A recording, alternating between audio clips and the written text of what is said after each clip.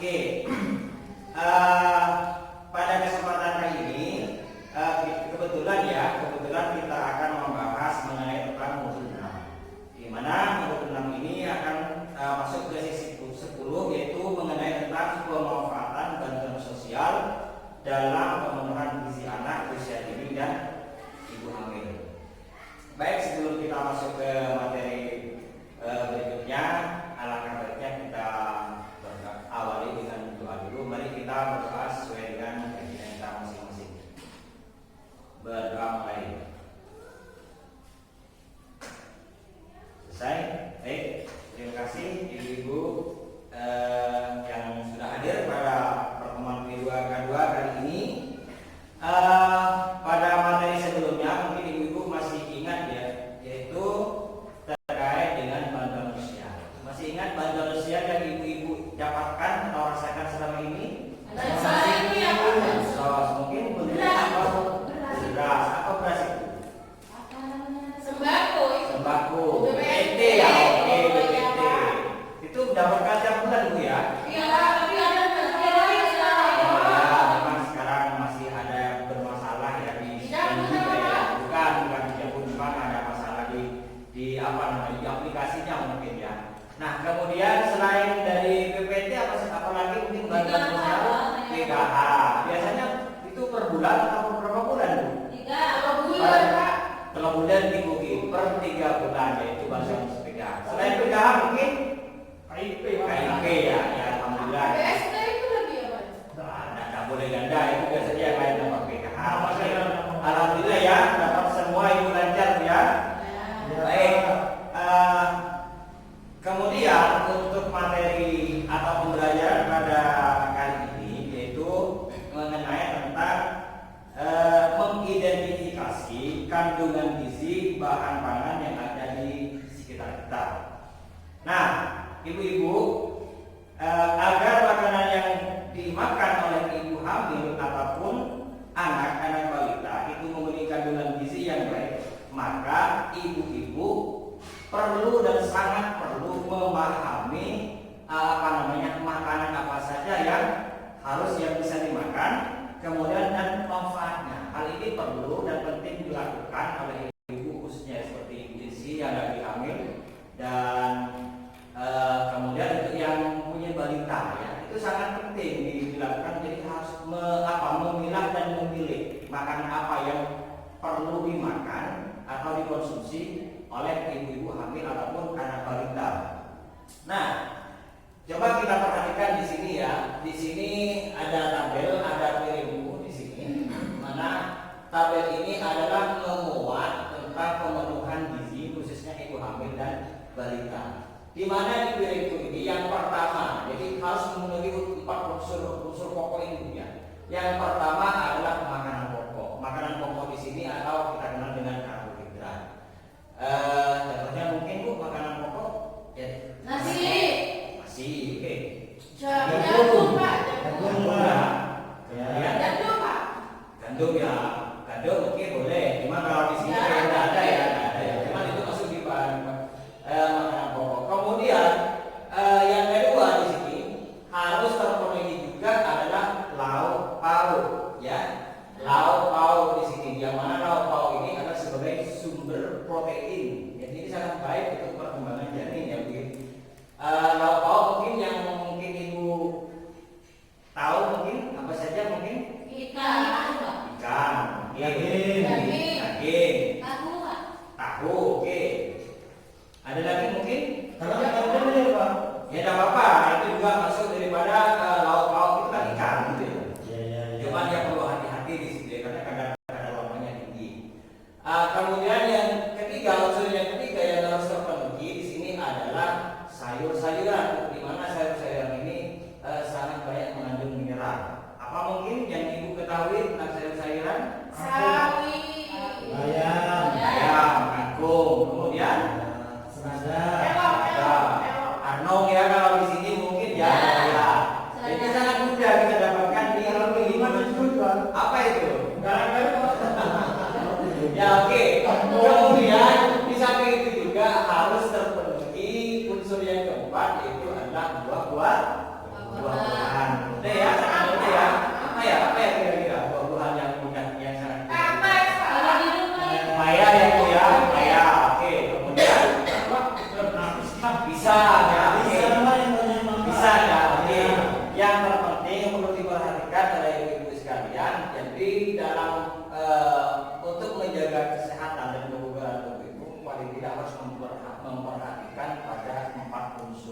bersifat khusus makanan-makanan ini. Jadi harus terpenuhi.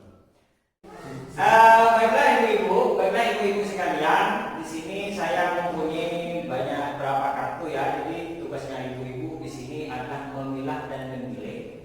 Ini berupa gambar ya, yang sekiranya nanti mana yang pas ya dengan yang makanan pokok, yang sayur-sayuran, yang vitamin, yang protein. Jadi ibu-ibu tugasnya nanti memilih, mengidentifikasi, mencocokkan gitu ya, mengenali ya, mengenali kira-kira mana yang pas dengan isi piringku ini. Ya Pak. Oh, jadi di sini kita bagi 3 kelompok. Yang pertama adalah ibu isi dan anggotanya nanti ya itu masuk di bahan pokok atau karbohidrat.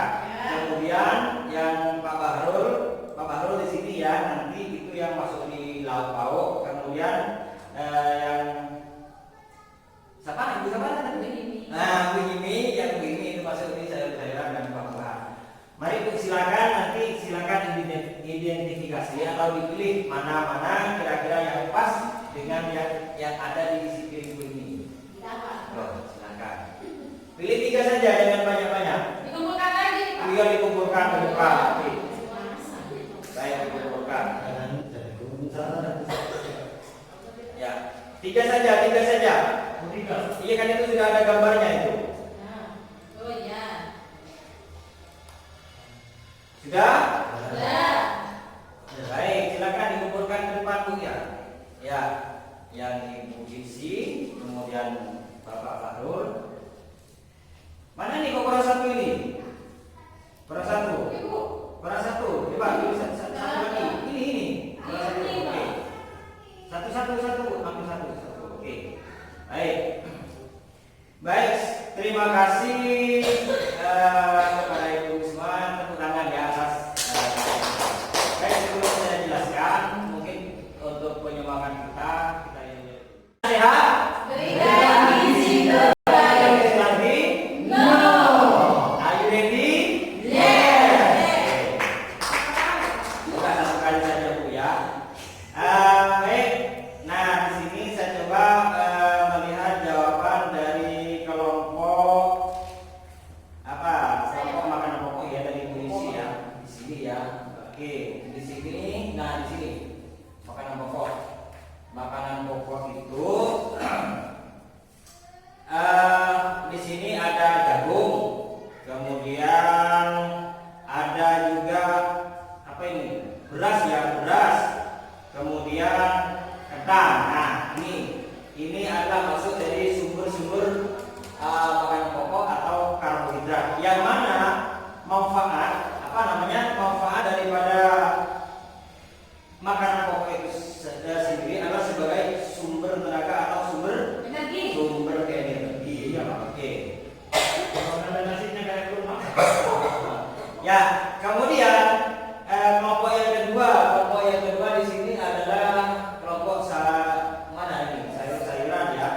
Lauk. Oke. Di sini ada telur, kemudian ada ikan dan ada tempe. Nah, ini betul sekali ya. Jadi di sini sebagai lauk sebagai apa? Sumber protein. Ini sangat baik kita berikan untuk ibu hamil dan ibu menyusui. Di samping itu juga, di samping itu mungkin ya, jadi protein itu kan ada 2 Bu ya. Ada protein yang sifatnya apa? Hewani dan nabati. Yang nabati mungkin yang berolahan ya, seperti kacang-kacangan, ambil tempe, tahu dan sebagainya. Nah, kemudian yang hewani ini juga perlu diperhatikan ya untuk bapak-bapak ya. Jadi jangan sampai berlebihan, makanya khawatirnya nanti kalau berlebihan seperti tadi Bapak Arul katakan ada lele ya, kalau berlebihan itu bisa berbahaya, bisa kolesterol. Kemudian kelompok yang ketiga adalah buah-buahan ya, sayur-sayuran dan buah-buahan ini sangat baik sebagai sumber utama mineral dan vitamin. Di sini jawabannya adalah mana tadi ini? Ini ada terong, kemudian ada buah pisang ya, dan yang ketiga ada kangkung. Oke. Nah, ini betul semua jawabannya Ibu-ibu. Kemudian mungkin perlu ada yang ditambahkan di sini dari Ibu-ibu. Air. Kalau ada itu Pak. Biasanya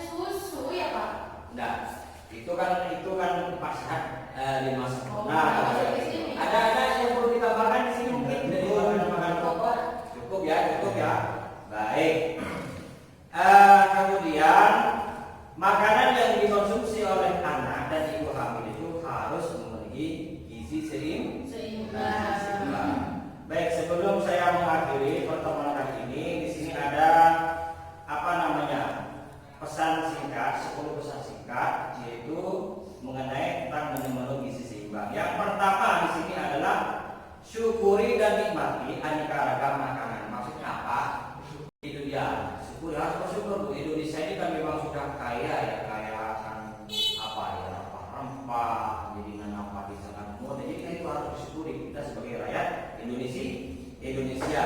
Kemudian yang kedua, banyak makan buah-buahan seperti yang sudah disampaikan oleh Ibu tadi.